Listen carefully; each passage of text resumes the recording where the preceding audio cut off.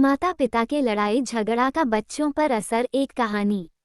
माता पिता में जब झगड़ा होता है तो वो भूल जाते हैं कि मासूम बच्चे पर इसका कितना असर पड़ेगा, जबकि अपने अहम को दूर रखकर बच्चों के भविष्य के बारे में सोचना चाहिए। कहानी 11 साल की एक लड़की मोना की है। वो क्लास में अचानक पिचतने लगती है। टीचर बहुत अच्छी होती हैं। वो एक दिन उसे कॉमन रूम में बुलाती हैं और उससे से सारा पूछती है। मोना बताती है कि पापा मम्मी बहुत लड़ाई करते हैं, सारा समय झगड़ते ही रहते हैं। अब तो ये बात करने लगे हैं कि मैं किससे साथ रहूंगी, इसलिए मैं दोनों के साथ रहना चाहती हूँ। मुझे पापा मम्मी दोनों चाहिए। इस बात के 2-3 दिन बाद अचानक मोना की स्कूल में तबीयत खराब हो जाती है। उसे डॉक्टर के जाया जाता है। मम्मी पापा भागे भागे आते हैं। डॉक्टर बताते हैं कि बहुत ज़्यादा तनाव में है, इसे प्यार दीजिए नहीं तो कुछ भी हो सकता है। मोना बिल्कुल गुमसुम सी हो जाती है, न कुछ खाना न पीना, एकदम चुप। पापा मम्मी दोनों उसे ऐसे देख घबरा जाते हैं और मिलकर ध्यान देने लगते हैं और कोशिश ये करते हैं कि उसके सामने झगड़ा न करें। एक बार डॉक्टर की सलाह पर तीनों हिल स्टेशन पर भी जाते हैं और धीरे धीरे मोना की सेहत में सुधार होने लगता। 1 महीने बाद आज मोना फिर स्कूल जा रही है और मम्मी पापा दोनों छोड़ने जाते हैं। बाहर मोना की क्लास टीचर मिल जाती हैं और वो उसे अंदर ले जाती हैं।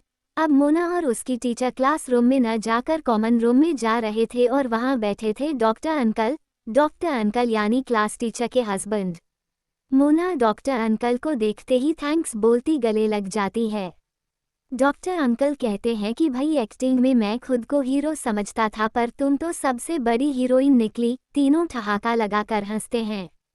असल में जब मोना क्लास टीचर को सारी बात बताती है तो टीचर और उनके डॉक्टर पति मोना के साथ मिलकर एक ट्रिक चलते हैं। मोना की तबीयत खराब नहीं हुई होती, ये सब मिलवाने के लिए एक स्कीम होती है और बेटी को खोने के डर से वो झगड़ा खत्म कर मिल जाते हैं।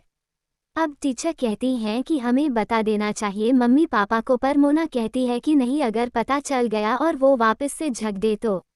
पर मम्मी पापा को भी पता चल जाता है। असल में जब वो मोना को स्कूल छोड़कर जा रहे होते हैं तो मम्मी देखती हैं कि मोना का लंच तो कार में ही रह गया।